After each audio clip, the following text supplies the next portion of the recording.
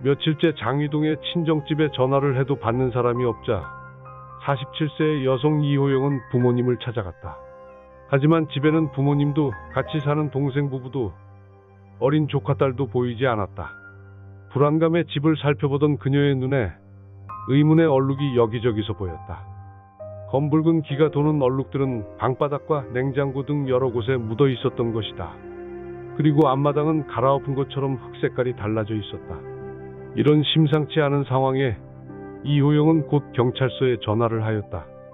출동한 경찰은 마당을 팠고 거기서 사라진 5명의 일가족인 노부부, 이호영의 남동생 부부, 그리고 그들의 딸까지 모두 발견해낸다. 5구의 시신들은 모두 머리에 둔기를 맞아 이미 사망한 상태로 땅속에 묻혀 있었다. 경찰은 사망한 노부부의 막내 아들 이호석으로부터 그가 가족들을 살해했다는 사실을 밝혀냈다. 처음에 이호석은 자신의 아버지가 가족들을 모두 살해하고 자신까지 죽이려고 해서 자신은 아버지를 정당방위로 살해한 뒤 다른 시신들과 함께 그를 암매장했다는 등 헛소리를 하였지만 경찰의 집요한 추궁을 못 이겨 사건의 모든 것을 자백한 것이다. 중학교 졸업 후 막노동을 하며 살아가던 이호석은 일찌감치 도박에 빠져 20대에 1,500만 원의 빚만 생겼다. 이때 그는 매일같이 술을 먹고 부모를 찾아가 행패를 부려 간신히 200만 원을 받아내기도 했다. 하지만 그것으로 그의 가난이 해결될 리는 없었고 어느덧 30대가 된 그에게는 동거녀도 생겼기에 경제적인 궁핍이 더 힘들어져 갔다. 그의 부모는 부유했지만 장래성 없는 막내 아들 이호석에게 200만 원을 준 이후에는 더 이상의 경제적인 도움을 주지는 않았다.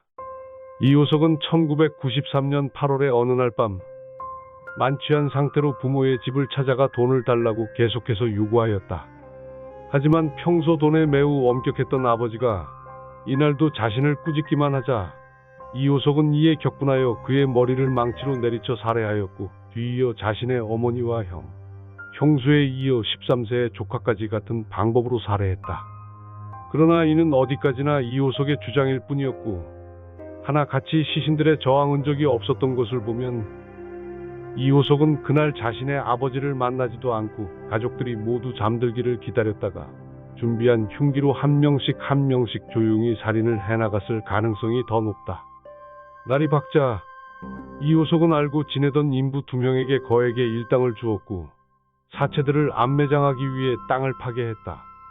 이 인부들은 단순히 조경을 위해 땅을 팠던 것으로 알고 일을 했고 시신들을 묻는 것부터는 이호석 혼자서 처리했기 때문에 나중에 그와 공범으로 몰리지는 않았다. 그렇게 시신들을 매장한 후 이호석은 안방금고에서 폐물, 토지 문서와 집 문서, 수표와 현금, 통장 등을 모조리 꺼내어 자신의 애인에게 맡겨놓았다. 하지만 그로부터 열흘 뒤 그의 누나의 신고로 그의 범죄 사실이 밝혀진 것이다. 이후 재판에서 사형을 선고받은 이호석은 자신의 가족들을 살해한 지 2년이 지난 1995년의 어느 가을날 서울의 한 구치소에서 처형되었다.